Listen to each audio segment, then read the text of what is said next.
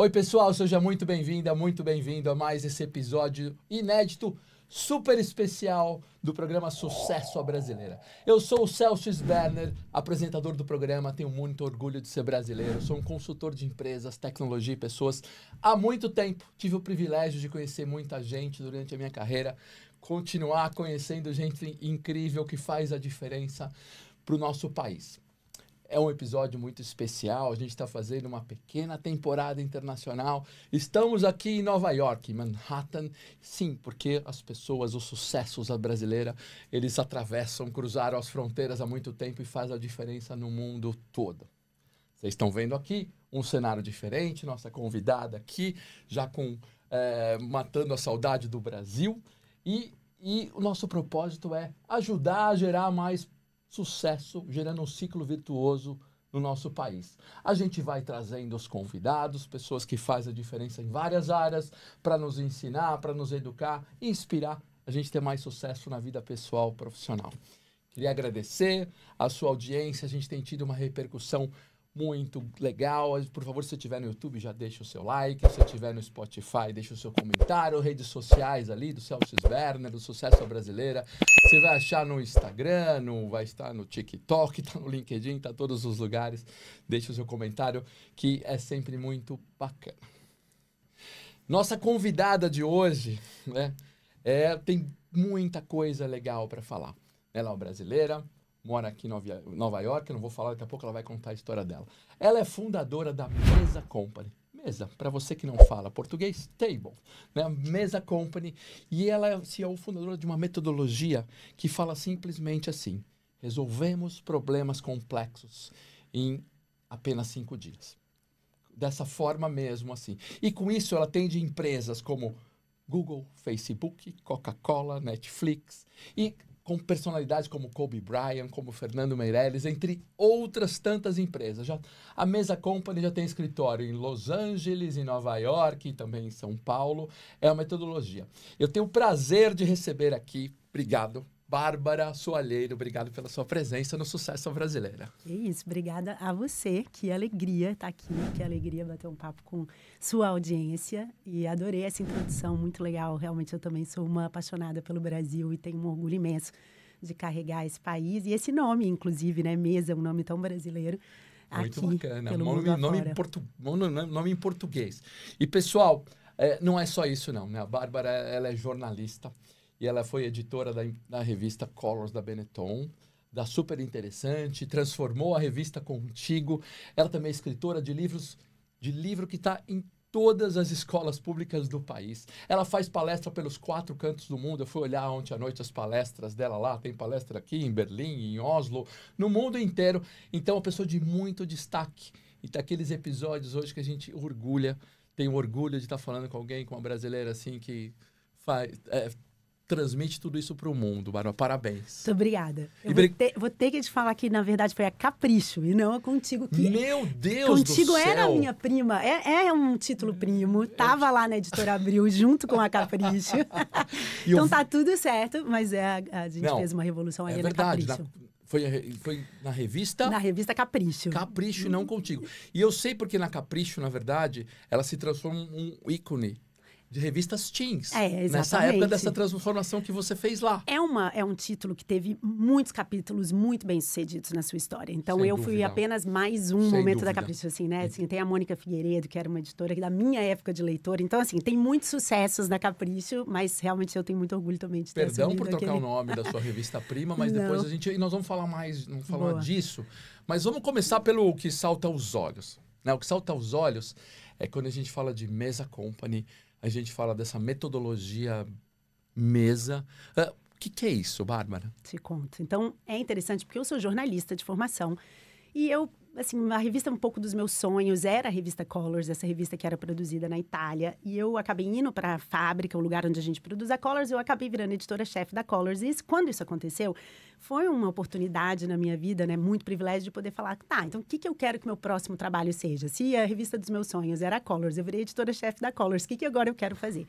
E a mesa, ela é um pouco uma resposta a meu ideal de trabalho.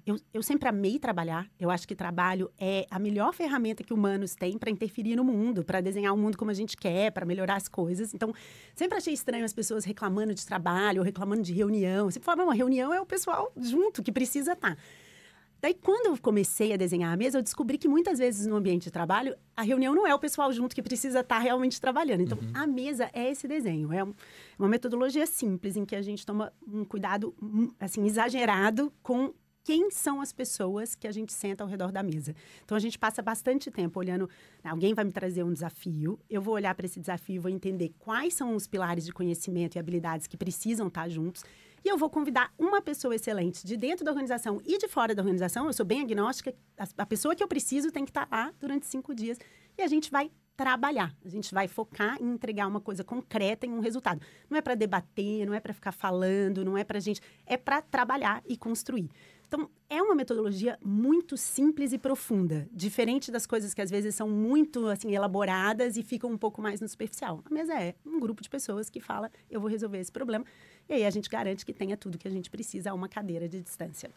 Que bacana. Então, é uma metodologia. Antes de ser uma empresa, na verdade, você está falando do jornalismo, você primeiro veio a metodologia. Existe uma forma de resolver problemas. É uma pergunta muito boa, porque, na verdade, durante muito tempo eu falei que não era uma metodologia. Então, a primeira coisa que existe é a empresa, é a forma, é uma intuição de que a gente podia fazer trabalho ser muito mais eficiente. E quando as pessoas lá nos primórdios da mesa, 2012, 13, as pessoas falavam, mas é uma metodologia? Eu falava, não, porque eu tinha a impressão de que as pessoas que estavam pedindo uma metodologia, elas estavam querendo uma rede de segurança para saber o que faz.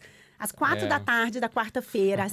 E a mesa, ela tem um pouco de, assim, eu me dou uma missão clara, e eu não tenho a menor ideia do que vai acontecer às 4 da tarde da quarta-feira. Eu realmente não sei. O que eu preciso das pessoas são 5 dias inteiros, e a gente vai navegar na construção. Imagina, inclusive, o trabalho que isso dá quando eu chego nos Estados Unidos, quando o método chega nos Estados Unidos, um país em que as pessoas me falavam, não, eu preciso saber exatamente tal hora, porque eu tenho que marcar uma reunião. Eu falava, não tem reunião, você não está marcando, né? Assim, você tem que me dar a contrapartida. Eu vou resolver um problema, né, em 5 dias, que você literalmente levaria 6 meses, 2 anos em algumas situações para resolver. Então, a sua contrapartida é 5 dias de presença integral aqui comigo. Então, durante um tempo... Disruptivo total isso, né? Era bastante... eu acho que as primeiras vezes... Eu lembro que as primeiras vezes que eu falava com pessoas, assim, CEOs, que eu preciso de 5 dias, parecia um pedido mal educado. A pessoa não acreditava. Às vezes, assim, a pessoa do departamento de inovação chegava na gente com um desafio. E eu olhava o desafio e falava, não, esse desafio aqui, ele precisa da pessoa que toma as decisões de longo prazo quando o assunto é investimento. Esse aí é meu CEO, mas meu CEO não vai ficar 5 dias sentado. E eu falava, cara, então não é que... eu não posso resolver esse problema. É que esse problema não é resolvível sem a pessoa que toma decisões de longo prazo. Você vai ficar fingindo que você resolveu o problema, se você não sentar essa pessoa. Entendi. E aí, às vezes, no começo da mesa, demorava 2 anos. Era viagem para cidade natal, da onde está a família fundadora daquela empresa, 7 vezes para ir contar da história da mesa, para a pessoa concordar em ficar 5 dias, porque, de fato, é um tempo, né, assim, focado em uma única coisa. Agora, é o jeito mais eficiente de trabalhar. Sim, então se tem um problema qualquer, tá bom. Quando a gente olha o nível dos clientes que você está atendendo, né, que não é uma coisa... São organizações muito grandes, de muita complexidade. Enorme, organizações cheias de problemas. Então, na verdade, quando você está falando, a proposta é assim, tá bom, você tem esse super problema para resolver, nós vamos juntar as pessoas corretas ao redor de uma mesa, Isso. É daí que vem a história... As pessoas corretas, né? Se for o presidente da empresa, for o cara da logística, o cara for um político, digital. for um cara do público, do órgão público, se alguém, sociedade civil, vai juntar essas pessoas, o que precisar ali para resolver, é isso? Exatamente isso, exatamente isso. E aí, quando você falou político, eu falo, sim, aí, né, lembra, a mesa que a gente fez com a IDB, que tinha a prefeita de Pelotas, um engenheiro-chefe de... R&D de Nestlé, de nutrição e comidas para bebês de Nestlé. O cara que senta lá na Suíça, na fábrica, vem para uma mesa. E aí, ao sentar essa história da Suíça com Nestlé, é um case que a gente ama muito. Nestlé é um cliente super importante para a gente, trabalha muitos anos em vários lugares do mundo. Esse projeto foi a turma do marketing de Central and West Africa. Então, uma mesa que a gente fez em Gana. E eles tinham a impressão de que era um problema de campanha, de posicionamento, um problema de comunicação. E a mesa é muito agnóstica, assim, de olhar e falar, não, tudo bem, mas esse problema é sobre um produto, então eu preciso, tem um pilar que é a pessoa que sabe tudo sobre esse produto. E o time resistiu um pouco, falou, não, mas que isso aí é o cara que fica na fábrica, esse cara, às vezes vem um papo pra mim que é assim, não, a pessoa não é nem criativa. Eu falo, primeiro, é um entendimento muito equivocado do que é ser criativo, porque o ser humano é criativo, por natureza, né? Nós somos criadores. Não à toa, a maior parte das religiões do mundo chamam Deus de criador, certo? Assim, nós somos criadores por natureza. Então, às vezes vem o engenheiro, que a galera acha que não é o criativo, é o melhor, é o cara, é uma MVP de uma mesa, entendeu? E nessa mesa específica com a Nestlé, aconteceu isso. O cara fez uma receita, ele fala, o Mark Adler tem uma frase maravilhosa, ele fala, antes de fazer uma mesa, eu achava que 8 meses era o mínimo de tempo necessário para a Nestlé desenvolver uma nova fórmula. Agora eu sei que são 5 dias. Essa é uma frase do chefe de R&D. É demais. Que demais. Agora, quando tá lá na mesa, na verdade, o quê? Os primeiros, imagino, você moderando. Isso, a gente chama de liderar, o termo que a gente chama é liderar. Alguém liderando a mesa. Não tem essa história de só moderar, não. É liderar mesmo, né? Exatamente. Pra gente só moderar talvez não funcione, né? Exato, porque a pessoa que está moderando, ela não tem responsabilidade no resultado. Ela está preocupada com o processo. Entendi o little trick aqui do negócio. Ele está liderando a mesa. Exato. Eu tô com... A minha responsabilidade é entregar uma missão, um resultado para aquela missão que seja excelente. Eu prometi isso e eu vou fazer tudo para que aquilo aconteça. Usando aquele time, né? Não apesar daquele time que eu montei, mas por causa daquele time eu me comprometo a entregar aquela resultado. É engraçado que parece, assim, desde a primeira vez que a gente conversou um pouquinho antes, assim, que parece tão óbvio. Sim. Mas é uma coisa que não acontece nas empresas. Você pode ficar ali dando volta em problemas... Anos. E problemas insolúveis, que são considerados paradigmas da empresa que não vão acontecer. E a gente vai falar que não, que vai resolver aquilo em 5 dias juntando as pessoas. Exato. E dessa história virou... Tá bom, a empresa que depois virou a metodologia. Isso. E hoje todo mundo sabe o que é mesa. Todo mundo, muita gente, mas acho que hoje em dia muita gente muito relevante, né? A gente tem uma trajetória de, aí nos últimos 13 anos, realmente ter construído tanto uma rede de donos de problemas, né? Tomadores de decisão realmente que né? Assim, são responsáveis por alguns dos maiores projetos, alguns dos maiores orçamentos no mundo. E um corpo de profissionais também, né? A turma que a gente traz para a mesa, a gente aciona... Porque, no final das contas, se você é um profissional apaixonado pelo que você faz, a mesa é o jogo que você quer jogar. Quando eu faço um convite, eu falo, cara, é um problema que você está interessado em ver a resposta. Não é um competidor, a gente é muito cuidadoso, não tem nada, né? A gente jamais fere nenhuma... Imagina, a gente está falando das coisas mais estratégicas de algumas das maiores empresas do mundo. Então, não estamos falando de ferir nenhuma regra de confidencialidade. Então, você vai sentar ao lado de pessoas que são complementares, indústrias diferentes, projetos diferentes, e o que eu prometo para eles é, e você não vai ficar conversando, tendo ideia, você vai construir uma solução. Quando a mesa acabar, a gente vai apresentar a solução construída para um grupo de pessoas. Então, é o jogo que as pessoas querem jogar mesmo.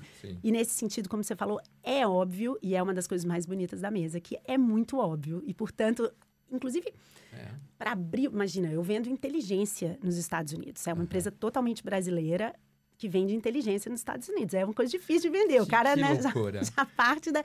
Se não fosse muito óbvio, assim, se não fosse muito... Quando o cara ouve, ele fala, cara, isso aqui faz muito sentido. Ele não me dava uma chance, entendeu? Entendi.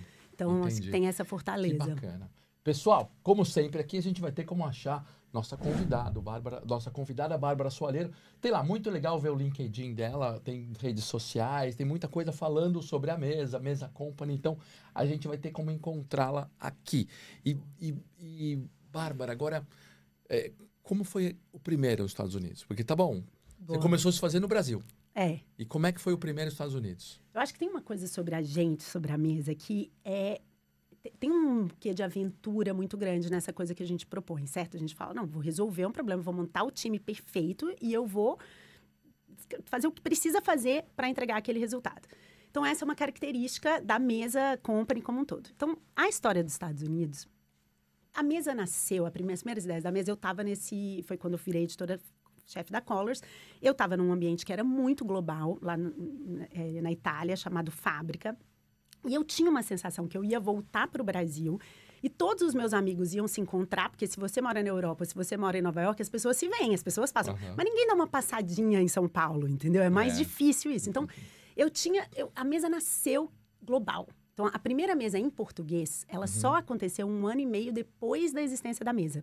As primeiras versões, a gente trazia uma pessoa muito excelente no que ela faz e falava, me dá você um desafio. Em vez de ser uma empresa me dando um desafio, era um mestre em alguma coisa. Então, Perry Chen, o cara que inventou o Kickstarter, ou José Cabasso, que era o diretor criativo global de Nike, responsável por futebol naquele ano de 2012. Então, a gente passava a mão no telefone, falava com essas pessoas e eles falavam, me dá você um problema. Então já tinha uma rede global. Uma rede global que poderia ajudar. Exato. Entendi.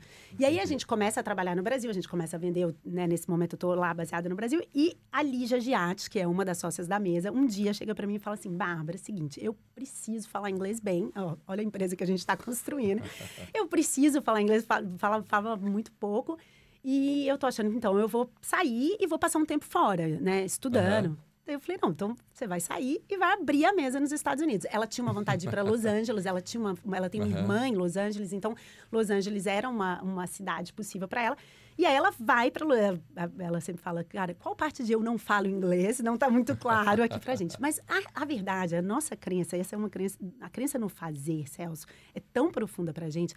O melhor jeito de aprender uma língua é precisando de uma língua. Então, a gente falou, cara, você vai, claro, a gente vai te apoiar, eu vou estar aqui, você não vai fazer mesa sozinha. Sem dúvida. Mas a Lígia vem para os Estados Unidos, assim, num esquema muito independente, muito sozinha, assim, e começa a apresentar. E, de novo, o modelo é um modelo que realmente faz sentido. Sim. E, paralelamente, muitos dos nossos clientes também, seja porque usam a mesa, seja por causa, né, com o talento próprio deles, começam a assumir posições globais. Então, o que acontece muitas vezes é uma pessoa de Brasil assume uma cadeira na Suíça, por exemplo, no caso de Nestlé, ou nos Estados Unidos, no caso de Google, ou no caso de Coca-Cola, e essas pessoas, então, falam, cara, eu tenho uma ferramenta muito excelente. Kimberly Clark, por exemplo, Patrícia Corsi, que é uma VP de Growth, assim, que sentou numa cadeira e falou, eu tenho uma ferramenta que pode me ajudar a alinhar todos os meus executivos, eu consigo fazer com que os times globais tragam os times locais para a solução, né? Porque um desafio muito grande é como que você faz... Você é dono do budget global, mas assim, você precisa que China execute, você precisa que North America execute. Então, a mesa permite que você construa junto esse tipo de solução. Mas então, nosso crescimento tem... Assim, as primeiras mesas são executivos brasileiros que apostam junto com a gente. E aí, isso vai construindo, e aí, de repente, você também começa a destravar e trazer gente. E aí, hoje em dia, realmente, a gente tem muito cliente que não tem nenhuma relação com a mesa Brasil, né? Que tem uma relação realmente direta com a mesa Estados Unidos. Com a mesa Estados Unidos. E a ideia hoje é Estados Unidos, Los Angeles, Nova York, Los Angeles e São Paulo. E a da Europa vai estar quando? Europa, a gente tem... Hoje em dia, pós-pandemia... A gente, quase que dá para dizer, inclusive, que a gente tem um QG em Belo Horizonte, que é uma coincidência, porque eu sou nascida em Belo Horizonte. Mas hoje a gente tem 3 líderes que estão baseados em Belo Horizonte. E vamos fazer uma mesa daqui a algumas semanas com esse time de liderança. A gente falou, não, vamos não voar ninguém, é uma mesa em BH, vamos fazer lá. Então, hoje na Europa, a gente tem líderes que estão... O esquema da mesa tem 59 líderes espalhados por lugares diferentes do mundo. São formados, não são freelas, são líderes formados nesse método, uma relação com a gente, que a gente entrega projetos. Agora, a venda é Nova York. Assim, eu brinco que todas as grandes companhias, ou muitas das grandes companhias do mundo, tem um cara em Nova Jersey assinando os cheques. Entendi. Então, assim, você tem que estar... Eu sinto que para a gente ser global, que é o nosso, inclusive... Nosso apetite não é uma empresa Estados Unidos, North America. O nosso apetite é uma empresa global. Tanto que a gente já fez mesa em Gana, Nova Zelândia, Grécia. São assim, né? A gente Índia, acabamos de fazer Bangalore. Mas precisa estar em Nova York. A minha sensação é que precisa estar aqui para destravar. Aqui em Nova York tem um pouco essa aura de capital do mundo, né? Você andando na rua, você fazendo negócios, aqui tem um pouco disso, de estar em Nova York. Isso não se perdeu, né? Eu acho que nunca vai se perder, né? Pelo tamanho que tem de negócios e das companhias aqui, né? Você anda na rua e você tá ouvindo muitas línguas diferentes, assim, né? A escola dos meus filhos, assim, são famílias de muitos lugares diferentes, assim, tem uma coisa global. Nós vamos chegar lá, na verdade, de entender como é que é morar em Nova York daqui a pouquinho. Mas hoje, para fazer a mesa, então pode contratar empresas do mundo. E agora, quando a gente fala aqui, eu estava vendo, né? A gente tem essas grandes empresas. Todas as empresas globais estão aqui, né? Mas tem também personalidades. Né? Você destaca lá que personalidades, tá bom? Fernando Meirelles, diretor. Quando fala Kobe Bryant, você fala de outros tantos. O que essas personalidades, como é que eles acessam a mesa? O Kobe é uma história muito maravilhosa. Tem aí um mérito grande do Lourenço Bustani, que é o CEO da Mandala, o fundador da Mandala, que é uma consultoria bem focada em fazer com que os negócios entendam que pode ter responsabilidade social e sustentabilidade junto com negócios. Então, o Lourenço conheceu o Kobe. Eu acho que a mesa tem essa flexibilidade. Então, uma história ele conheceu o Kobe no momento que o Kobe veio para o Brasil. O Kobe era atleta da Nike, ele veio para o Brasil ali na época da Copa, das Olimpíadas. O Lourenço encontrou com ele, ele falou uma coisa que muitos esportistas sentem, né? Assim, você quer deixar um legado, mas você não gostaria de ter que construir uma fundação, uma ONG, uma estrutura muito grande que, inclusive, muitas vezes usa o dinheiro mais para a estrutura do que para o impacto, certo? Você quer criar uma coisa de impacto, mas a estrutura é cara, né? Nós sabemos que a estrutura é cara. Então, o Kobe, ele falou, eu tinha muita vontade de enxergar o que seria um negócio de impacto social muito mais avançado e moderno, que não deixasse tanto dinheiro na estrutura. E, cara, o Lourenço falou, então vamos, você tem muita vontade de ver como é isso? Vamos fazer isso acontecer.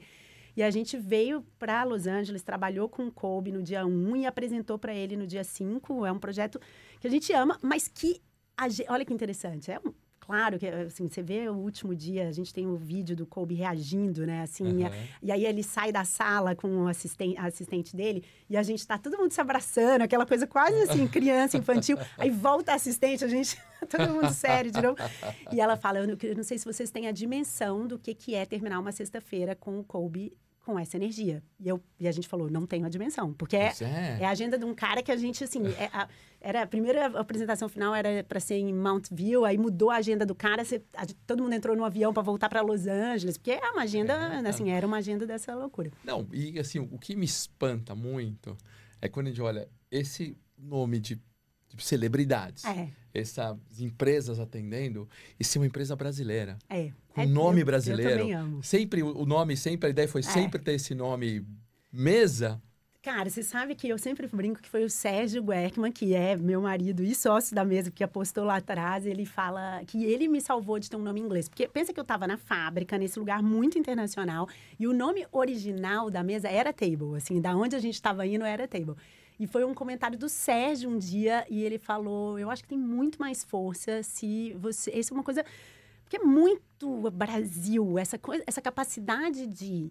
Eu vou sentar e vou resolver, independente, eu não tenho que negociar todos os parâmetros antes. Não, aperta a mão aqui, a gente vai resolver. É uma coisa um pouco brasileira. Então, e aí, hoje é mesmo muito orgulho, assim, quando você está numa sala com um monte de... Alguns dos... estrangeiros mais bem-sucedidos nas suas categorias, e eles estão falando mesa, e eles já falam, eu preciso de uma mesa, que vira um vocabulário, porque uma vez que a pessoa experimenta, ela já deixa de tentar achar, assim, uma categoria, ela percebe que é uma categoria, é uma mesa. Então, você usa, né, tem momentos que você usa o sprint, tem momentos que você usa o scrum, tem momentos que você usa o agile, tem momentos que você precisa de uma mesa, esse momento que você precisa do alinhamento da direção, ter clareza de onde está todo mundo indo. Entendi. E aí a galera usa esse vocabulário. Mesa. Então, talvez vai ser a palavra... Estamos transformando a palavra de umas mais famosas, então, do português, vai ser a mesa. Estamos trabalhando para isso, Celso. Então, aquela não sei história se vamos chegar, mas vamos chegar, porque estamos trabalhando. Piada besta, né? Porque tem o The Book is on the Table, que todo brasileiro sabe falar. Maravilhoso. E nós vamos falar que aqui, methodologies, mesa.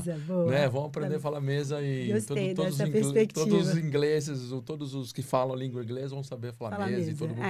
E não só inglês, né? Mas japonês, italiano. E como vai ser uma palavra... Japão não fizemos ainda, mas China, que a gente trabalhou recentemente, é lindo, entendeu? Eu realmente acho lindo. O chinês falando assim, né? A VP de... Mesa. Mesa. Que demais, eu fico muito orgulhosa mesmo. Muito maneiro. E a ideia é seguir expandindo, são 59 líderes pelo mundo, vamos seguir expandindo isso para todos os lugares aí. A gente tem, primeiro, a gente treina muito essa capacidade de chegar num lugar e destravar aquele local. Então, eu nunca tinha feito uma mesa em Bangalore, a gente manda um time para Bangalore, o time consegue, né? Acho que aí tem um pouco de jornalismo, é impressionante, porque a mesa não tem nada a ver com jornalismo, mas... se eu não fosse jornalista, a gente não tinha chegado aqui. Então, essa ideia de você vai para um país completamente novo, cobrir alguma coisa, você tem um fixer. É uma coisa, assim, natural, principalmente da fotojornalismo, que é um lugar onde a Colors me deu muito. Então, a gente faz isso de aprender a abrir rede, de aprender a abrir locais. E sim, eu acho que a gente tem esse desejo de estar viajando para o mundo todo. A gente adora, por exemplo, quando tem que escrever, a gente está negociando alguma mesa com um país muçulmano, então tem que escrever, essa data é Ramadã. Então, a gente coloca no nosso fluxo de projetos que a gente tem que estar atento que naquela data é Ramadã. Ou então, são coisas que a gente adora. Agora, será que não corre o risco de extrapolar a mesa company? Porque se virar uma metodologia, tá bom, todo mundo vai usar como você falou, Agile, Scrum, falar de sprints. Será que as empresas não começam a falar assim, estou usando a mesa sem a mesa company? Não tem esse é uma alegria. Risco? Não é um risco. A gente, em 2018, a gente fez uma mesa para a gente mesmo, em que a gente, olhando para onde que está o nosso crescimento, e foi uma decisão nossa abrir o método. Então, hoje existe uma plataforma chamada Mesa School, mesa.school, todo mundo pode entrar aí, http://mesa.school, e você consegue aprender o que a gente faz. E aí você tem gente, por exemplo, hoje a gente estava falando mais cedo, alguma coisa que você falou de Serasa, por exemplo, a turma quando Serasa Experian, né, Experian e Serasa fizeram a junção, você tinha o time de tecnologia liderado, um cara lá dentro que começou a usar o método Mesa para avançar no desenvolvimento de produtos, porque era um momento de muita transformação e muita necessidade. E os times de tecnologia estavam fazendo Mesa. É um orgulho para a gente. Eu recebo, por causa de Mesa School, a gente recebe e-mail, assim, uma professora de uma escola que resolveu fazer uma mesa entre ela e os outros professores e a diretoria da escola, porque precisa resolver um problema. Já teve o cara que fez para reunião de condomínio do prédio dele. Então, a gente ama que o método é aberto e as pessoas usam. Teve até uma época que algumas pessoas também começaram a usar e abrir seus próprios negócios com o método Mesa. Hoje a gente entende que o método comercializado, ele é uma, ele é uma autoridade nossa de mesa company dos nossos parceiros autorizados. Você tem alguns parceiros que fazem mesa, né, e aí perto da gente. Mas a nossa vontade é, de fato, que todo mundo esteja trabalhando de um jeito mais eficiente. Demais. Porque é mais eficiente, Celso. Assim, eu olho e falo, por que você perderia tanto tempo?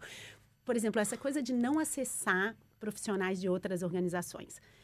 Isso aí é uma coisa, né, assim, no mercado de trabalho, a gente foi entender, não, eu tenho que trabalhar com quem? Com o meu time. Mas não é verdade, você não tem que trabalhar com o seu time. Na verdade, se você passar a mão no telefone, você que está aí ouvindo a gente, assim, você está trabalhando alguma coisa, às vezes é só o seu parceiro, você ligar para o seu parceiro e falar, eu queria que você viesse aqui para a gente construir junto, não é que eu estou te apresentando um negócio pronto, não é que eu tô te ligando para fazer uma pergunta específica. Não, você pode vir aqui 2 horas, a gente vai construir isso aqui junto. Por exemplo, você que tem, né, uma empresa de bem de consumo que tem um parceiro de varejo. Assim, é impressionante como a tendência da pessoa é dizer sim. Se você precisa dela mesma, a tendência dela é dizer sim. Ela quer te ajudar a construir. Claro. E ela sabe que para ela adianta a vida muito se você não deixar, né, a construção ser longe de você. Então, se eu preciso, porque eu estou aqui todo animado, pensando aqui nos negócios que eu tenho, eu falo, pô, tem coisas que eu resolveria de uma outra forma. Para quem está assistindo a gente, quer entender mais, você já passou aqui o site, mas eu preciso, na minha empresa, no meu negócio... Você pode ir lá aprender o método... Business School, aprendemos o método... E operar. E tem muitos casos de gente fazendo isso. Entendi. A Exame, o Léo Cirino, que é um diretor de marketing que passou muito tempo em Smart Fit, depois foi para a Fluency, que é uma startup e agora assumiu o Exame. E ele faz muitas mesas internas para fazer um melhor uso do conhecimento que as empresas já têm, inclusive. Sensacional. Vamos deixar todos os links de como acessar isso aqui, com certeza, para todo mundo poder entender. E vamos divulgar essa história muito. Vamos usar. Estou pensando aqui para a gente depois falar com você, para onde não usar umas coisas aqui que resolvemos alguns problemas sérios aqui. Vamos falar um pouquinho da sua carreira, né? Porque você já falou algumas vezes, jornalista, né? E falando de resolver problemas, mas... Jornalismo, por quê? Como começou e que... Eu errei a revista, não vou errar mais, mas como é que você começou essa carreira de jornalismo lá? Na Editora Abril, de cara? Eu sou de Belo Horizonte, então Belo Horizonte não tinha muito mercado, assim, né? Diferente de você estar em São Paulo. Depois eu casei com o Sérgio, que é paulistano. A gente se conheceu logo ali que a gente foi fazer curso Abril, que era a Editora Abril, fazia esse curso que ela fazia uma seleção mesmo, Brasil inteiro. Se você era jornalista, você mandava o seu currículo, você aplicava, assim, e eles escolhiam gente do Brasil inteiro. Então, a gente começou ali a carreira meio junto. E é interessante porque é muito diferente. Se você estava em São Paulo, as pessoas que estavam em São Paulo, eles faziam estágio na Folha, faziam estágio na Band, faziam estágio... Belo Horizonte não tinha nada pra fazer estágio, entendeu? Estado de Minas. Mas tinha um jornal. Eu nunca fui uma jornalista tão de jornal, assim, de hard news. Aí eu tive a maior sorte que o Ziraldo, ele abriu uma revista, na época que ele abriu a Bundas, não sei se você vai lembrar, que era uma sátira da Caras. Lembro. Eu estava na faculdade, isso era 1997, 98, eu entro na faculdade. E aí ele abriu uma outra revista chamada Palavra, que ele fazia em Minas. Era uma revista de cobrir cultura, que era feita fora do eixo Rio-São Paulo. Então, eu fui uma jornalista de revista desde o começo. Pela sorte, tinha um estágio para fazer, que era na revista Palavra, e eu estava lá. E depois fui para Abril. E eu acho que o jornalismo... A minha primeira escola na Abril foi a Super Interessante. E a Super, ela era eu acho parecido o que eu faço hoje, porque a gente tinha uma coisa de... Você pegava um tema e você ficava 2, 3 meses estudando aquele tema. Eu sou muito Caxias, então eu estudava muito, eu lia muito livro, eu entrevistava muita gente. E eu já tinha um apetite. Eu sou filha de um pai que já viajou 113 países. Nossa. Então... assim, eu tinha uma coisa global. Então, que legal. Eu estava fazendo uma matéria sobre, sei lá, prostituição, uma matéria sobre medicina alternativa. Assim, eu entrevistava muita gente do mundo inteiro. Eu tinha essa coisa de ir atrás de gente do mundo inteiro. Então, eu entrevistava os especialistas da USP, mas também ia entrevistar o cara da Universidade de Exeter, na Inglaterra, porque ele era o maior especialista de homeopatia específica. Eu sempre tive essa coisa de buscar o maior especialista, a pessoa que está realmente dedicada àquilo. E a mesa, ela é um pouco só uma evolução, só que em vez de buscar alguém que está estudando uma coisa, a gente busca alguém que está testando hipóteses, que está ali na linha de frente, que é uma coisa, inclusive, que eu amo muito, porque a gente não traz gente que está só dando opinião ou falando na teoria. A gente só traz para a mesa gente que está dormindo e acordando com as consequências da decisão que tomou. Faz muita diferença, assim, você é... Ótimo ponto. Sabe? Então, Entendi. a gente tem... Então, a mesa, ela mas é parecido, porque é um corte, você vai lá, olha um assunto, fatia ele em pessoas que você deveria entrevistar. Entendi. Agora, então, é isso. E aí, eu tenho uma carreira na Abril, na Abril eu assumi a Capricho, eu tinha 26 anos, eu acabei assumindo a Capricho, foi a maior escola da minha vida, porque... Cara, era assim, é muito pulsante, é um título que tinha... E revistas legais, né? Porque Super Interessante, era eu tô muito lembrando, legal. sei lá, minha filha, Vitória, adorava a revista Super Interessante por um período. Pena que não tem mais Super Interessante, não tem né? Mais, acabou, né? Abril né? acabou, cara. Abril acabou e essa revista era toda... Pô, As revistas têm alguns títulos que estão lá, acho que a Super... Olha, até deveria saber, peço desculpas para os meus amigos que trabalham na Super, se a Super ainda existe, eu não tenho, nem lembro memória. Acho que não. Acho que não existe mais. Mas olha que tristeza. Eu tenho uma porque tristeza. era legal, né? Eu lembro muito dela, legal. assim, muito bacana. E a Capricho era, né, toda teen. Toda menina teen, assim, toda um exagero, sempre um exagero, porque tinha um pedaço que a gente deixava de Capricho, na época, parecia que todo mundo que não tinha, sabia que existia, Eu achava que, na época eu não tinha filho, eu tenho 3 meninos, mas eu pensava assim, meus filhos vão ter muito orgulho que eu trabalhei na Capricho, porque era a revista que você escondia na sala de aula, você passava... A Capricho tinha uma leitura, um índice de leitura, tem uma medição que é assim... A Veja é lida dentro de casa, então mais ou menos 7 leitores leem uma Veja. A Capricho era tipo 50 pessoas leem uma Capricho, porque roda na sala de aula das meninas. Então era uma revista que de fato passava na mão de muita gente. Que bacana. E agora eles não têm a menor ideia. Se eu falar revista, eles falam, ai, vai lá minha mãe, lá vem minha mãe, essa velha. Essa palavra Deixa eu falar de ela... revista, né? E aí depois Colors, aí um salto de repente forte, né, também, né? Eu acho que assim, eu tinha uma coisa de ser muito... A Fábrica é um lugar fundado pelo Toscani, né, que morreu, inclusive, recentemente. Então, é um lugar publicitário. Então, a Fábrica, ela me coloca num lugar que foi meio engraçado, assim, porque eu sou muito jornalista, e aí, de repente, eu estava num lugar que tem uma revista, mas, na verdade, também tem muita consciência do que é a posição de uma marca, do qual que é o trabalho de uma marca. Publicidade já ali no... Sabe, assim, era o ângulo da publicidade. O Toscani é o cara que faz aquelas campanhas todas da Benetton que a gente conhece, que são muito controversas. E, cara, aquilo é de uma inteligência, ele já sabia muito antes de hoje em dia, ele já sabia que, assim, você tinha que ser a notícia. Ele fazia campanhas que elas eram estampadas na primeira capa de jornal.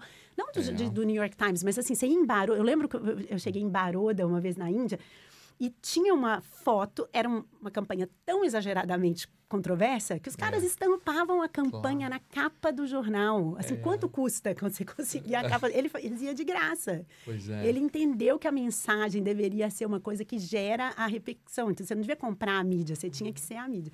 Então, esse jogo, e também, assim, a fábrica... Pô, eu sou jornalista, então eu estava sempre ali analisando. Então, assim, cara, a fábrica é... Assim, a existência daquele prédio com gente do mundo inteiro é um pedaço de propaganda também. Sim. E eu acho que a mesa, ela tem um pouco... Então, eu volto da fábrica... Né? Eu volto da fábrica aceitando um convite para ser diretora de criação numa agência de publicidade, que era uma coisa assim... Não tinha formação para isso. É um momento que aí eu começo a ver como as corporações trabalhavam, porque como, né, assim, dentro da publicidade, você começa a fazer reunião dentro das grandes corporações. E aí... fica muito claro para mim que era preciso mudar o jeito que as pessoas estavam trabalhando. Entendi. E acho que a tecnologia, as startups, todo, né, assim, o mundo, as evoluções mudaram muito nos últimos 10 anos, mudou muito o jeito que as pessoas trabalham. Mas quando eu comecei ali, cara, a galera não construía muita coisa, assim. O mundo do trabalho era um mundo de sim, não, toma decisão, era uma coisa meio planejar. E... A gente quebra isso, né? Quebra, né? Essa história era uma época de comando e controle e ações separadas, isoladas. Faça o seu melhor possível, né? Exato. Faça o seu melhor possível, que alguma hora isso vai juntar. Era assim que funcionava, nessa época que você está falando, né? E muita segurança, né? Você tinha que ter muito benchmark. Eu lembro de não poder apresentar uma ideia. Eu falava, mas não fazia muito sentido, gente. Vocês estão dizendo que para apresentar uma ideia eu preciso mostrar que outras pessoas já fizeram essa ideia? E era isso, você tinha que mostrar o benchmark. Eu falo que é óbvio, benchmark. Olha lá e vai naquela linha do benchmark. Linha. E a mesa fala, não, se tudo vai mudar tanto e tão rápido, o único jeito de você criar uma solução que faça sentido é abrir esse tempo e espaço com as pessoas certas, usando tudo que a galera já errou longe de você e conseguir fazer com que você chegue numa solução nova. Muito, muito bacana essa história. Essa história E aí, então, na verdade, você... É a junção de jornalismo com um pouco de marketing, com o mundo da publicidade e tecnologia nesse mundo. Como é que a tecnologia entra nessa história? Quando eu estava na fábrica, o Andy Cameron, que assumiu, que era o chefe do departamento de Interactive, então de tecnologia, assumiu a direção completa da fábrica. E ali, para mim, foi uma coisa... Eu me identifiquei muito, assim. Eu andava muito com a turma de tecnologia na fábrica, assim. Eu gostava, era uma lógica parecida com quem é escritor, entendeu? Assim, você escreve o código. Não tem... Para criar uma coisa, você tem que fazer essa coisa. Você não fica planejando, fazendo uma apresentação. Não, você vai lá e escreve, aí você testa, você... Então, esse mundo da tecnologia, para mim, ali também foi um negócio que eu tenho certeza que a mesa foi muito impactada. Essa crença de que pode fazer qualquer coisa. Agora, a gente tem uma camada, porque assim, a gente faz muita mesa de comunicação. Marketing, eu diria que é 50% do nosso negócio hoje em dia está vindo de diretores de marketing, CMOs que sabem que, cara, eu não sei, é ousado falar isso, mas não tem um jeito melhor de você desenvolver, assim, fazer comunicação relevante no tempo, na velocidade que precisa, junto com as pessoas que são os seus consumidores. Eu tenho um pulso muito forte dos seus consumidores, mais as suas agências e mais as pessoas internas do cliente. Então, é um lugar onde a gente é muito bem sucedido e tem... Esse orçamento existe também, né? No marketing tem uma coisa que o orçamento está lá. Mas os outros 50% do nosso negócio são tomadores de decisão, às vezes o CEO mesmo, que ele fala, não, mas esse projeto... E aí você não tem uma pessoa que você vai simplesmente... Não é uma consultoria tradicional, não é um projeto que vai... É uma coisa que você precisa de resolver, assim. Você precisa de um approach diferente. E aí eu acho que é onde a gente entra. E esse é um lugar onde eu sou um pouco apaixonada. Então, eu me sinto muito agnóstica nos desafios que eu posso liderar. Então, eu lidero mesa de engenharia. A gente fez recentemente uma mesa com... Era o engenheiro de uma coisa X, aí o engenheiro da outra coisa que é mais específica. Era só engenheiros. Imagina assim, minha formação de engenharia é nenhuma. Então, eu tô, de repente, com esse time, liderando todos eles em direção a uma solução e aprendendo com eles. Eu amo isso, assim, é o lugar onde eu sei menos. Então, eu não estou usando nada que eu já sabia previamente. Eu estou simplesmente muito presente, aprendendo e ajudando as pessoas a chegarem naquele lugar que elas precisam chegar. Então, a gente é agnóstico em qual tipo de desafio uma mesa pode resolver. Entendi. A gente monta times específicos, esses times vão resolver. esse é um péssimo selling point quando você chega nos Estados Unidos. Tudo que o pessoal quer da gente é falar, não é, se você me falar que você... Desculpa, só marketing vai ser fácil, porque eu te vendo para todos... Mas é um lugar onde a gente resiste, Celso. A gente quer Mas ser é legal agnóstico. porque é disruptivo, né? Quebra, porque, por exemplo, eu venho da escola de consultoria em tecnologia. Então, na verdade, eu sempre sei... Você isso, sabe você um deixa... pouco. E tem essa história, tá bom, quem que é o nosso público-alvo? A gente vai vender para o CIO, a gente vai vender para o CMO, a gente vai vender para o diretor de recursos humanos, para o CEO, para o COO, né? Então tem essa história, discurso preparado para aquele cara. Se bobear baseado em benchmark, você tá bagunçando toda a minha cabeça dos últimos 30 anos de carreira, você aqui hoje, Bárbara, porque você tá falando que não é isso, né? Assim, cara, tem coisas que vamos na solução, não...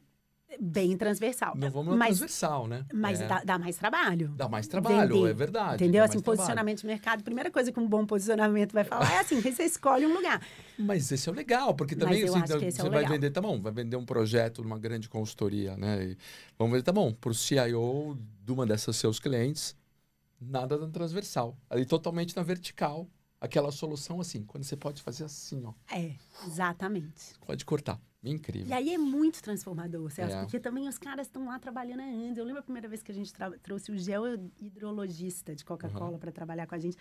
Assim, o cara sabe tudo de água, assim, e aí ele já é pago, ele já tem um contrato com a Coca-Cola, entendeu? Assim, ele já é da Coca-Cola. Só que o time de marketing nunca tinha sentado para conversar com esse cara, ou nunca, eu tô exagerando aqui um pouco, mas assim, não tem uma... Não dá. Aí você passa 5 dias construindo junto, entendeu? Assim, aquilo é transformador mesmo. E as pessoas saem muito... Eu acho que a coisa que a gente ama sobre a mesa, assim, quando eu falei no começo, né? É um pouco da aventura. E aí as pessoas saem muito transformadas. Não é uma coisa que você faz, assim... Você sai cansado, são 5 dias muito intensos. Mas você sai com um tipo de orgulho, assim, sabe? Assim, cara, eu criei isso, eu fiz isso. Muito legal. É muito legal. Muito, muito bacana. Demais. Você... É legal que tem essa história de jornalismo com marketing, tecnologia, essa junção de tudo é muito, muito bacana, né? Assim, como é que você vê o futuro da mesa, assim, para os próximos 10 anos?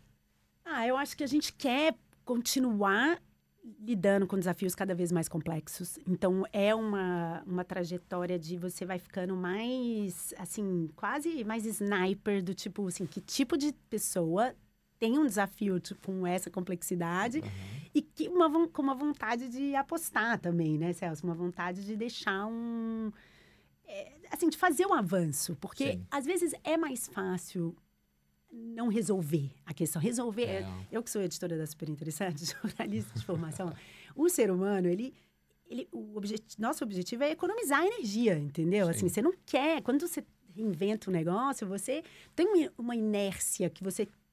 que é de autodefesa mesmo, de você falar, não vou reajustar tudo, porque aí meu cérebro precisa mudar, assim, é muita energia gasta.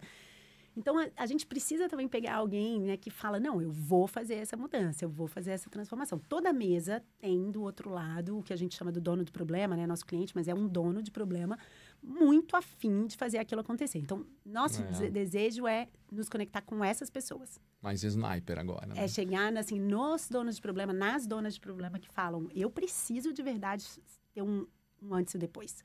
Eu não quero que meus próximos 5 anos sejam, puta, aí passou naquela cadeira e administrou bem. Muito bacana. A gente está falando e está em busca das pessoas que falam, não, eu quero que daqui a 5 anos eu tenha, de fato, feito uma marca. E aí a gente tem o João Paulo Ferreira, por exemplo, presidente de Natura, ele fala, a primeira mesa que eu fiz mudou, assim, muito o meu jeito de ver trabalho. Em alguma instância, isso me transformou e me... Sensacional. Você vai morar sempre em Nova York, Bárbara? Difícil essa pergunta. Eu acho que, super gostoso aqui de morar. Olha, eu acho que é super gostoso se estiver ganhando dinheiro. Nova York, eu acho uma cidade que, assim, você tem que estar ganhando dinheiro. Porque, cara, é uma cidade cara. É interessante porque a cidade tem um aparato muito... Então, os parques e as quadras. E eu, por exemplo, com as crianças, tem essa coisa de... Né, assim, desce lá no Riverside, joga basquete, joga não sei o quê. Você é família e 3 filhos. E 3 filhos, né? Então, mas é caro porque, assim, aí eu não tô trabalhando, se eu tô descendo com eles para poderem jogar. Eu ainda tenho uns anos, eu tenho um pequeno de 8 anos.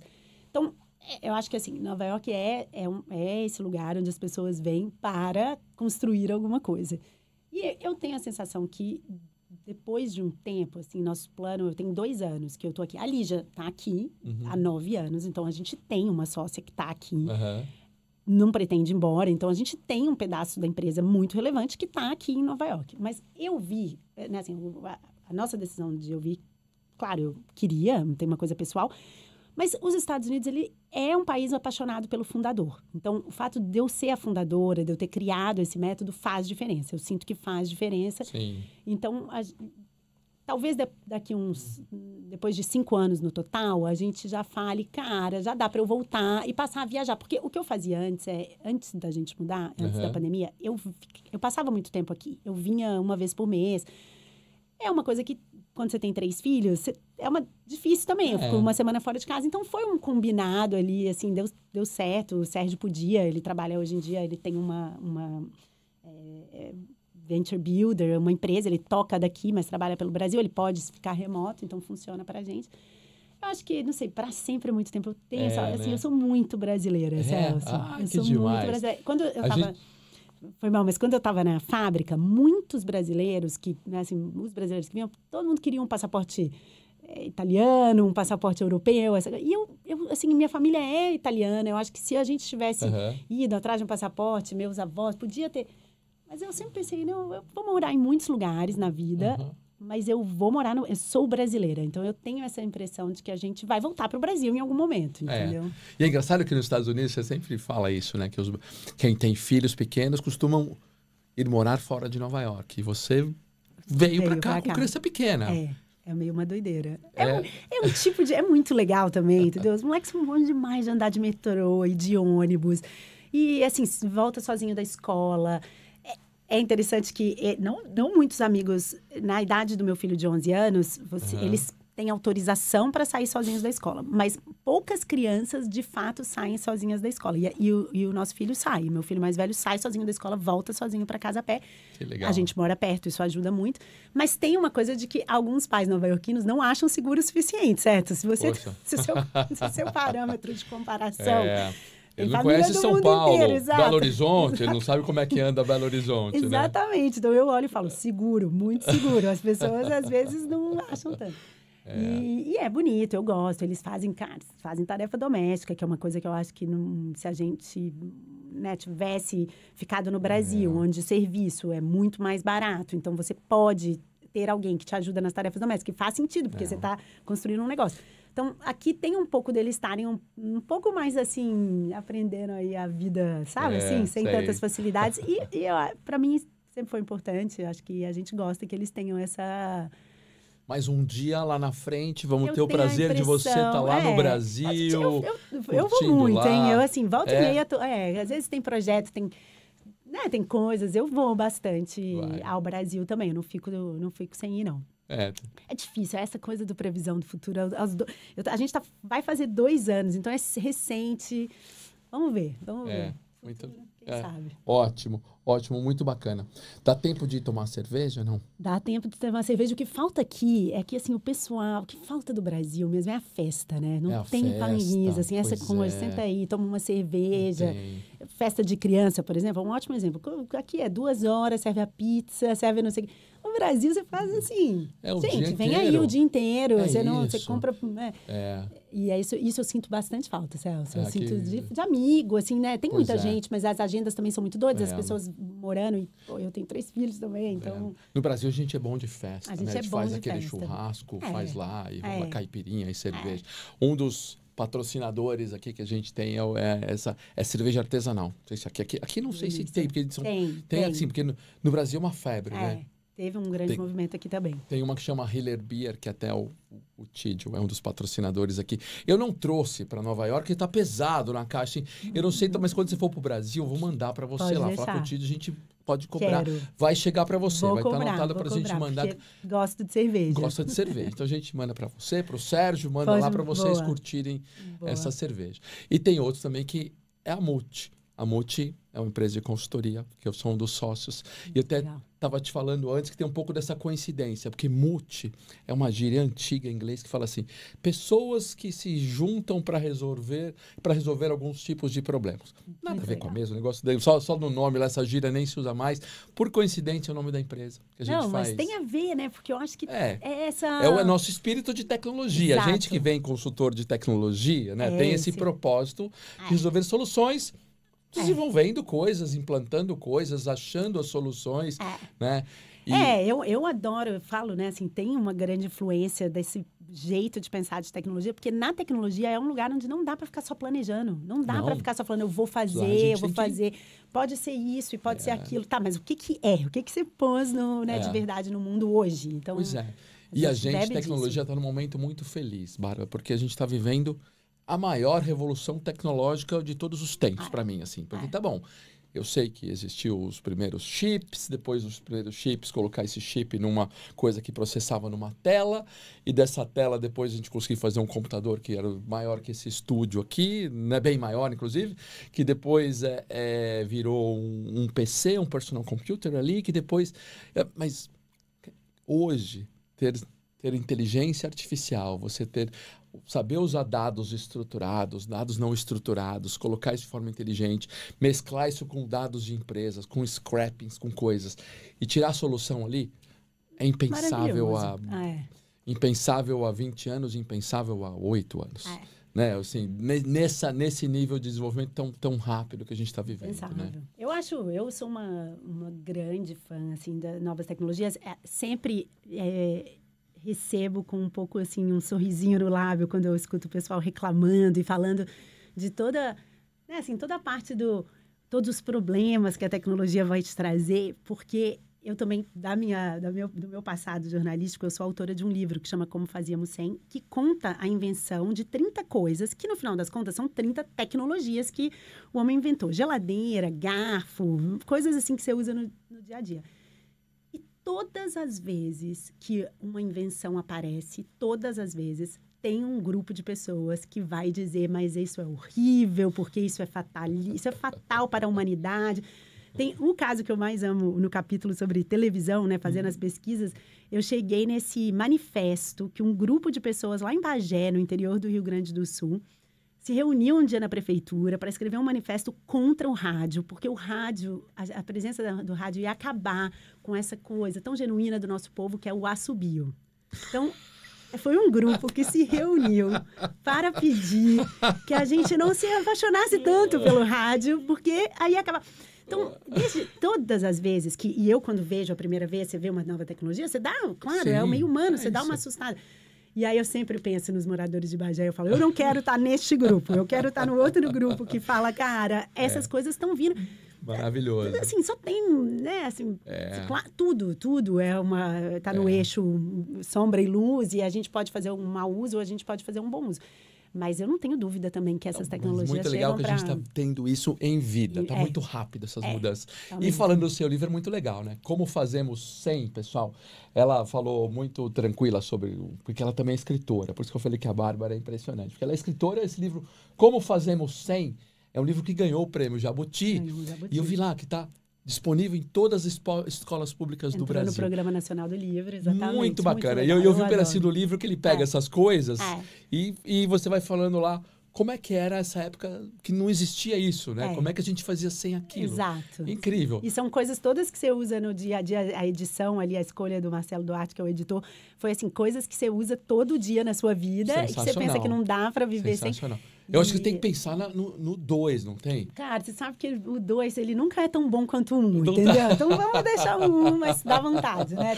Dá vontade, que eu dei uma olhadinha ontem, assim. É muito bacana e, muito bacana que desse lado do seu escritora. Dá tempo de desenvolvê-lo também? Cara, hoje em dia eu escrevo nada. Eu só escrevo os cartões de Dia dos Pais, os cartões... Já é bastante. Não, eu tenho escrito pouco. Até é uma dívida, eu acho que eu tenho com... cara, com o mercado brasileiro, assim, eu acho que alguns editores de algumas das, né, assim, editoras grandes do país já sentaram comigo e falaram, cara, é preciso que você faça um livro, porque A mesa, quando você falou, todo mundo conhece. Na verdade, não, né? A mesa tem uma coisa da gente... Pô, as pessoas que trabalham com a gente são muito transformadas por aquilo, mas a gente não põe muita energia em divulgar muito. Eu lembro, a primeira vez que eu falei com a Bíblia Diniz, ele falou... Isso aí não pode ser verdade, porque se fosse verdade, eu já tinha te conhecido. Eu falei, não, amiga, no caso, você está me conhecendo hoje. Mas eu entendo essa... eu amei que ele falou isso, para mim, uma prova do quanto... de uma genialidade, porque a maior parte das pessoas está pensando isso e não está te falando, entendeu? É verdade. E ele, super numa transparência, assim, falou, não, cara, mas o que está errado aqui que você tem esse método que é tão revolucionário e eu não estou sabendo? Pois é. E me permitiu... Mas o Como Fazer? Você tem um livro físico. A gente físico que tá aí. Tenho. Eu sei que... Eu tô vendo aqui uma capinha aqui, ó. Vamos ver. Olha aqui, tem um livrinho aqui. Vamos ver. Ele existe físico. Existe, turma. Esse merchan é maravilhoso, eu amo. Esse aqui, eu recebo às vezes, assim, vídeo da filha do amigo falando, cara, eu adoro esse livro, é o livro que eu levo. Ele é realmente muito especial, muito especial. Pode... Que bacana. Agora, a mesa também... Depois... esse aqui eu vou ganhar, será? Não? Esse é seu, então óbvio que esse é seu. Esse aí eu tenho que né? assinar, realmente, esse aí eu tenho que assinar. Adorei, muito obrigado. Agora, esse aqui, vou até abrir, infelizmente, a gente está colocando essa quantidade de plástico no mundo, mas é branca essa capa, então eu te trouxe ele, mas eu vou abrir para você ver aqui rapidinho, que é assim... esse é um livro... Esse é um livro da mesa, esse aqui eu não assino, porque não é meu, é um livro que a gente fez, e aí você vê, né, um pouco jornalista mesmo, escritora. Porque quando a gente fez 12 anos, em vez de fazer uma grande festa, a gente falou, vamos fazer um livro e o lançamento do livro. A festa é o lançamento do livro. E aí são vários... são pessoas falando sobre o que elas aprenderam com outras pessoas trabalhando numa mesa. Então, é a Marina Silva, que já esteve numa mesa, a Carla Mayumi escrevendo sobre o que ela aprendeu ao construir um projeto junto na mesa. Incrível. Porque essa é uma crença e esse é seu também. Nossa, obrigado. As lições são muito inspiradoras. Esse não dá para comprar, esse não é um livro, esse é um livro realmente que a gente fez, uma edição especial para a gente. Pô, muito bacana. Working with some of the most talented professionals of our time. Incrível. Eu acho que o que é legal é que, às vezes, o que a gente fala é assim, quando você constrói uma solução junto com uma pessoa, você aprende com ela de jeitos que você... Deixa aqui, ó. Olha que bonito. Que você não aprenderia de outro jeito. Então, eu lembro, uma vez eu estava fazendo uma mesa em que estava o Murilo Boccia, que na época ele era CEO de Natura.net, que é o site da Natura, o e-commerce, e estava o Thier Lima, que é o fundador, ele era CFO, não sei o cargo, está me escapando agora exato do Thier, de Enjoei, que foi uma empresa que fez IPO. Sim. E eles estavam trabalhando para um terceiro, os dois eram participantes de uma mesa de um outro cliente nosso. E eles estavam trabalhando juntos e, de repente, eu escutei eles falando e eu entendi que o Murilo estava no board do Thier. E eu parei os dois e falei, Thier, você aprendeu mais com o Murilo, está aprendendo mais com o Murilo aqui, trabalhando para um terceiro cliente, resolvendo um problema de um terceiro cliente, ou quando você está no board com ele? Ele falou, sem dúvida aqui. Porque quando você constrói junto, é muito diferente do que a experiência de você estar no board, ouvindo a recomendação, ouvindo o exemplo perfeito. Então, a mesa, ela é também... Tem algumas pessoas que passam pela mesa e falam, pode me chamar uma vez no ano, é o meu MBA. Porque é um MBA. Se você, entendeu? Assim, se você se dedica a construir uma coisa de verdade, seu nível de aprendizado é muito mais profundo do que só o da recomendação. Sim. Genial. Muito bacana. Você, sem dúvida, é um sucesso brasileiro, né? E quando a gente fala de sucesso, cada um tem a sua versão. A gente tem tido respostas incríveis a essa pergunta aí. O que você, Bárbara Soalheiro, entende por sucesso? Eu acho que a minha definição é você poder tomar as decisões da sua própria vida. Eu acho que todas as vezes que você está numa situação em que você não está tomando as decisões que você quer exatamente, você não é o sucesso. Investir na mesa para que a gente ganhe mais espaço globalmente, me obriga a fazer várias coisas que não são o meu desejo específico, entendeu? Então, tem umas economias para fazer, meus filhos não fazem todos os after school que eles estão querendo fazer, né? Assim, e são escolhas que eu ainda sou um pouco obrigada a fazer para a gente sustentar uma certa operação e que a gente quer, ao mesmo tempo... já estou num lugar onde eu olho e falo, nós estamos fazendo muita escolha boa, já estão fazendo 3 cada um desses after school, se eles querem mais um, vai segurar. Então, eu acho que é isso, assim, para mim, sucesso mesmo é quando você está podendo tomar as decisões do jeito que elas funcionam realmente para você. Muito legal. Me sinto muito bem-sucedida nesse Ótimo. sentido, porque acho que eu tenho feito muito disso. A própria mudança para Nova York tem um pouco, né, um caráter pessoal. Muito bacana. E espero mais disso para minha vida. E para ser bem-sucedida, assim, né? Você já deu muitas dicas aqui para todo mundo que está assistindo, mas se você puder resumir e falar, que dicas você daria? Poxa, apaixonei, quero ter esse mesmo caminho ou coisas semelhantes que a Bárbara. Acho que tem uma coisa de fazer. Eu acho que muita gente tem uma ideia, tem uma vontade de experimentar uma coisa nova, né? Criar uma coisa nova e fica nesse medo e fica nesse planejamento e fica pesando muito as coisas que podem dar errado. E 1 milhão de coisas pode dar errado. Provavelmente as coisas vão dar errado, né? Assim, provavelmente o caminho do sucesso ele é muito diferente do que esse que você consegue imaginar na sua cabeça agora. Então, o que eu diria é para fazer, para colocar a coisa, para colocar menor e testar, e assim, dar um pouco a cara a tapa mesmo e fazer. Eu acho que essa é a coisa mais importante. Tem um outro lado muito prático de quando eu era bem jovem que eu aprendi, que é assim, economize dinheiro. E esse parece super assim, né, assim, muito pragmático, mas é muito importante, na minha visão, que você trabalhe e vá enriquecendo. Essa ideia de que você vai construindo um potinho de dinheiro, em que algum momento da vida ele vai te dar a chance de você ter a sua liberdade. Então, né, você tá pensando principalmente na turma que tá assim, pô, quero lançar um negócio, sei que não vai ser agora. Então, começa a fazer o seu fundo do investimento desse seu projeto que você quer fazer. Ótimo. 18 meses depois, se você tiver um bolo maior do que você começou hoje, você tem a sensação, agora eu posso fazer. Se você não faz esse bolinho de dinheiro, você nunca chega o momento que você fala, eu vou dar o meu salto. Então, isso eu acho que cria muita oportunidade, essa sensação de liberdade. E, às vezes, assim, eu comecei muito jovem, com essa lógica da minha vida. Então, eu economizava muito pouco. Era 2 almoços que eu levava de casa, em vez de comprar e ir lá junto com os amigos jornalistas, comer e tudo mais, sabe? Então, começa com muito pouco. Mas aí ele vai te dando essa sensação. Eu sou capaz de construir, eu sou capaz de juntar, eu sou capaz de não usar tudo que eu tô Ótima dica. E dica pragmática inédita. Olha que eu tenho muita dica na minha cabeça de pessoas, mas ótima dica mesmo. Você acha que ser brasileira te ajuda em tudo isso? Eu acho que é tão difícil, porque eu também tenho muitos amigos de vários lugares do mundo. E é muito verdade que todas as culturas têm essa sensação sobre si mesmo de, cara, assim, não, porque nós, os italianos, a gente é muito bom de beleza, e aí tudo dá certo. Porque nós, os indianos, a gente também... Na Índia, por exemplo, é um país que a galera fala, ai, gente, o Brasil tem 220 milhões de pessoas, a gente tem 1 bilhão, eles nem levam a gente a sério. Quando você fala, eu sou brasileiro, vou dominar, você fala 200 milhões, entendeu? Assim, então, eu acho que assim, é muito difícil a gente realmente conseguir falar, cara, essa coisa... Mas tem uma esperança, uma alegria, essa coisa de você ser do otimismo. O Brasil é otimista, né? A gente... Tá tudo meio difícil, mas a gente fala, não, mas aqui vai dar certo. Então, você acha que o otimismo é talvez a nossa característica que talvez seja mais a coisa alta, mais... Você que conhece o mundo todo. Eu tenho esse episódio maravilhoso de um dia que a gente estava na fábrica e a direção... Estava todo mundo trabalhando, tinha um projeto... Os caras tinham lançado, tinham chamado todo mundo, falado, a partir de agora, todo mundo tem que trabalhar em um tema, o tema é esse. Aí, os austríacos, não sei o quê, todo mundo trabalhando, os japoneses... Aí passa 2 meses, todo mundo trabalhando muito, virando noite e tal. Aí eles chamam todo mundo e falam, então acabou esse projeto, não tem... Cara, os austríacos, eles ficaram perdidos, assim, eles não sabiam o que fazer com isso.